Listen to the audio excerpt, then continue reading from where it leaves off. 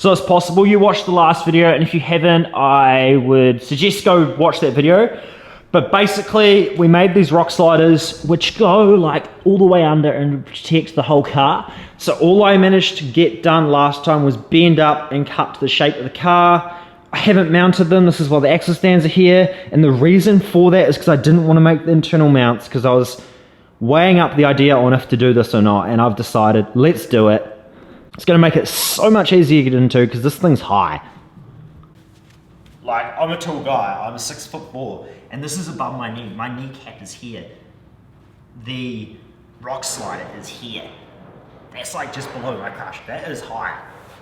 And while we're on the top of this, we've got new merch, guys. We'll get to that soon.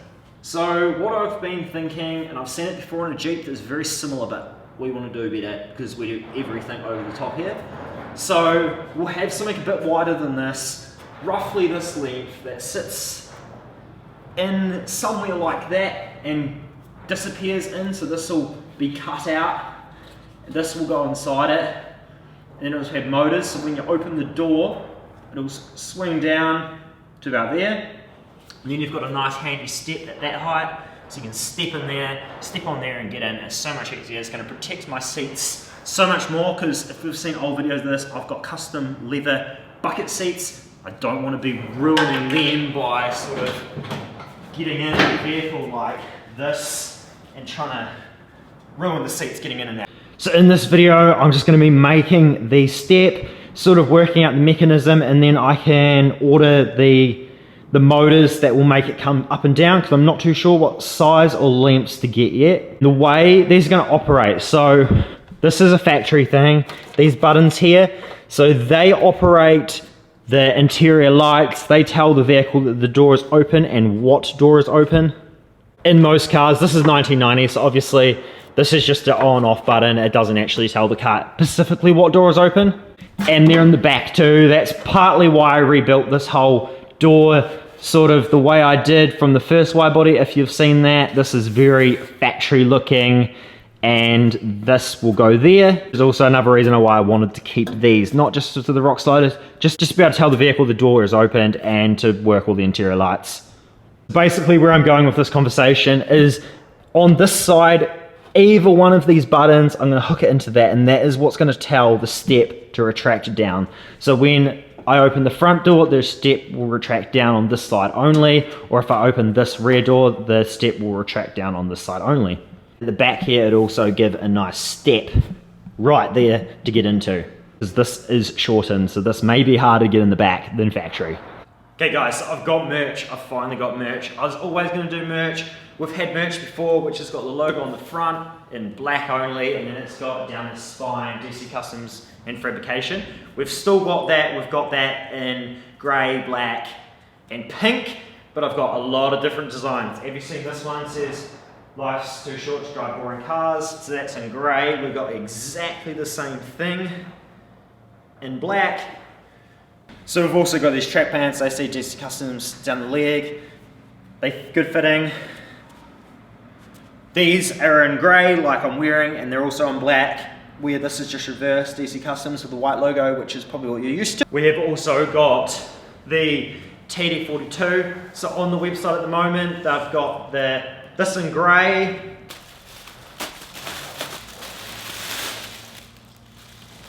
that is the TD42 version in the black, and we've also got it in the green, so I got requested for the green, so I chucked green up to dark green. Got a bunch of these. So this is the single taken in the garage building a 4x4 and don't have time to do a shit. So we've got the 4x4 version of that. We have got, and of course we've got them in grey and black for that version. This one here is this one's a patrol version. So this is the grey one that also comes in black with patrol. We've got a Land Cruiser one. There's just so much here. I don't know what I'm picking up at the time. So yeah, we've got Land Cruiser, we've got patrol, we've got Comm Truck, and we've got 4x4. For now, I'm thinking about adding Hilux because a couple of users requested it. This one here is size does matter, with the spring to represent the lift kit and the tyre to represent tyre size. We've got all this stuff in t-shirts as well. So basically every design that I've got as a hoodie is also a t-shirt. This here, these are track pants, so these are black track pants. I haven't even opened this yet. So they come in plastic packaging. That's the way they come. Oh, we've just got so much stuff here. What else have I got in this pile? This is the t-shirt. So I've worn this, I actually just took it off.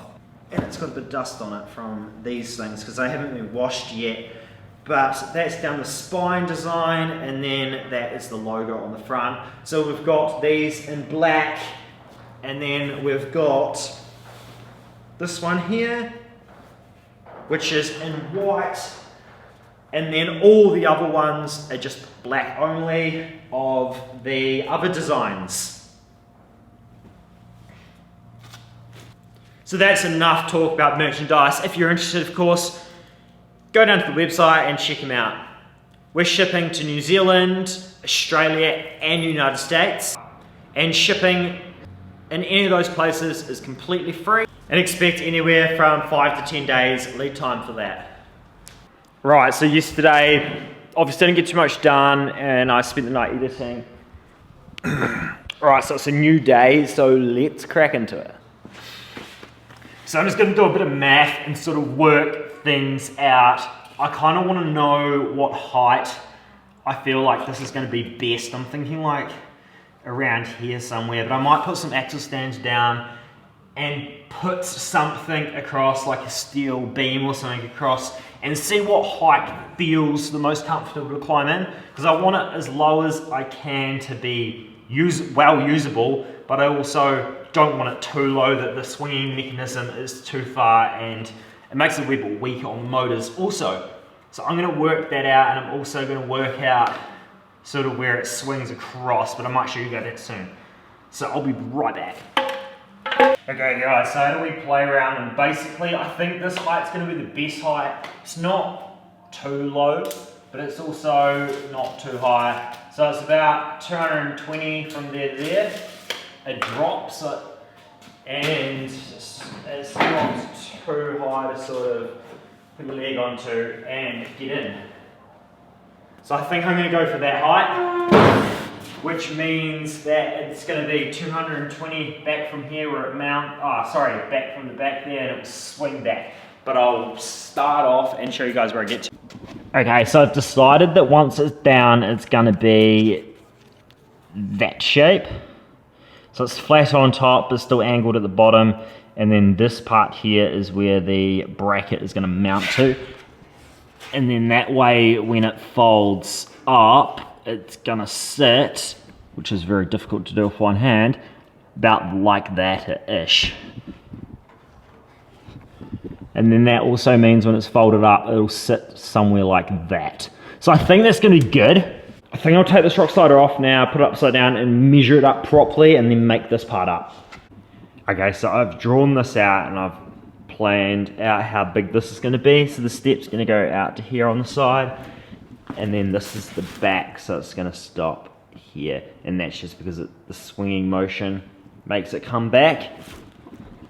So I'm going to measure that and build the actual fold out step piece first, and then I'll cut the hole, just in case I don't like the size of it or the length of it. Right, so what I've done is I've drawn, so this is going to be the bottom, and then the fold, and then this, which is essentially this part that we made earlier. So what I did is I measured on the other rock slider, so that's that length there, that piece there, that piece there, is that piece there, and then that piece there. Although my folder can't fold something into a perfect triangle like that, just because you haven't got access to do so, what I'm going to attempt to do is I'm going to fold this one with the folder, which will be that line there, and then I'm going to cut, drill a hole, drill a hole, drill a hole, and cut between the holes.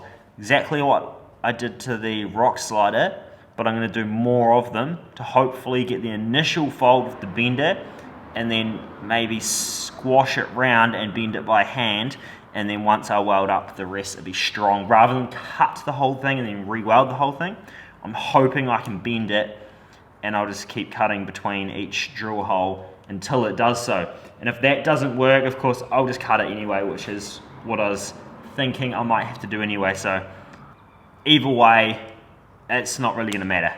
But first of all, I'm gonna cut this one out this way, and I'll show you guys where I'm at.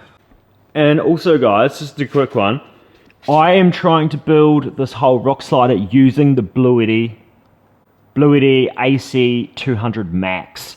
So this is a power station. I actually have these on my website, which I will be using in the Land Cruiser. And as you can see, I've been charging my camera from this. I just unplugged it just now because it's got the, what are they called? Whatever the, you know, those ones, the little ones. USB-C, that's what it's called, USB-C. It says on it, I should know this.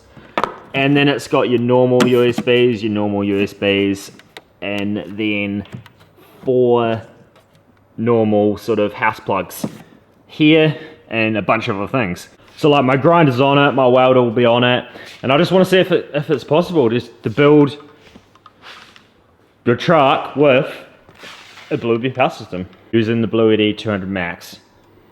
You know what? My phone's on 23%, so let's just charge that too.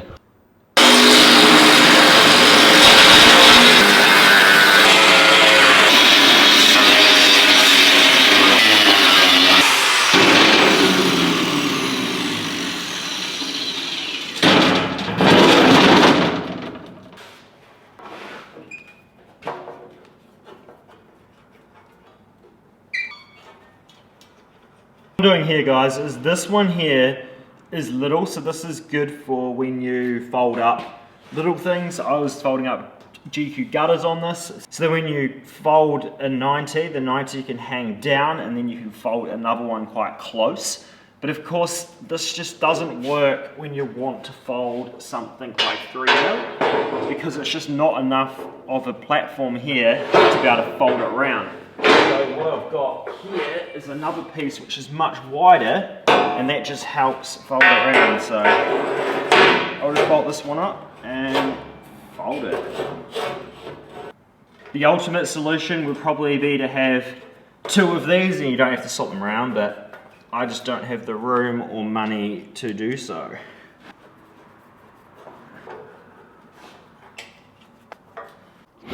Okay, so I've folded this, which is the same as my template which I made, so that's perfect.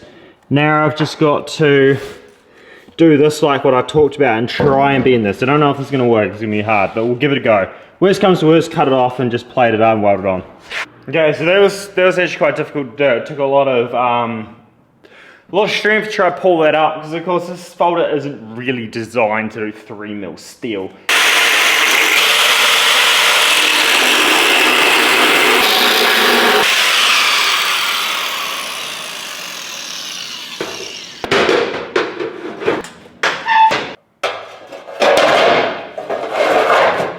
Plan worked. I just want to do this. I said I would. I'm still using this Bluity for the welder. So this welder is also plugged in to the Bluity. Okay, so what I've done is I've welded this side and this side, because of course the side we bent, I still put slots in. So I've welded right across here and right across this side. This side here is where I put this, drilled the holes and put the big slots in, but then I also put like a wee cuts just to help it bend, so I could just do it with my foot and bend it down. And I will admit, and I know that I said that I was going to weld and everything with the Bluity, but I did actually unplug it and plugged it back into 15 amp. So this is actually a 15 amp plug, and this welder is designed to be 15 amp, although it has been ground down just so it can be used on normal power as well. I wasn't quite getting the heat and stuff that I wanted to for this, and when I cranked it right up, the Bluity just didn't like it and just kept beeping at me and cut out. But like, and it drained a lot of power. We're down to 7%. I started at 28%. It's been charging my phone the whole time though, and charging up this camera because this camera was going flat, the one I'm holding. But for a system that's only like that size and weighs 30 something kgs, it's pretty impressive, pretty impressive. On the road and camping, this thing is going to be phenomenal. Because this is going in the 80s, so on the road and using this for camping is going to be absolutely amazing. So right now I'm just waiting for this to cool down because of course it's hot after welding. I literally just finished welding and picked the camera up. Still got this here, so what I'm going to do is once it cools down I'm going to overlay onto that and kind of just see the size and measure, and we'll sand this up nice and then cut this out to make it sit inside there quite nicely. But I'll probably cut and like bend it in and do something, I don't know, I'll get to that.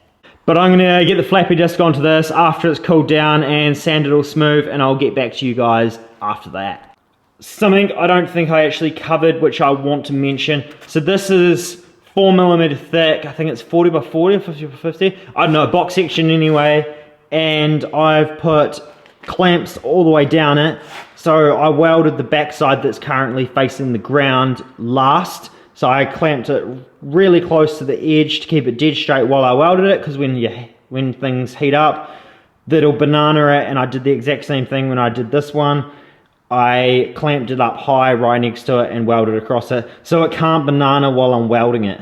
Which with anything you're welding, you kind of want to think about, because if I welded this all the way along, it'd be very, very likely it was going to banana. Almost 100% sure it would have. And then when I go to fit it in the straight rock slider, it's not going to line up, and it would just look terrible and it wouldn't work. And then I'd have to try and bend this, which wouldn't be easy.